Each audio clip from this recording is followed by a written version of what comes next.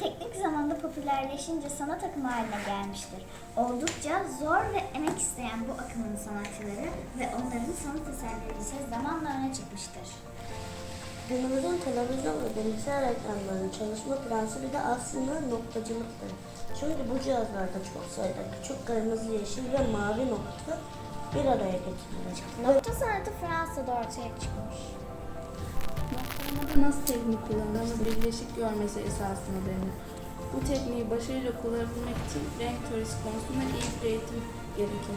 Noktacılık kelimesi ilk olarak 1880'lerde bu teknikle alay eden sanatçı eleştirmenleri tarafından kullanılmış olsa da bugün küçümseme anlamı içermez.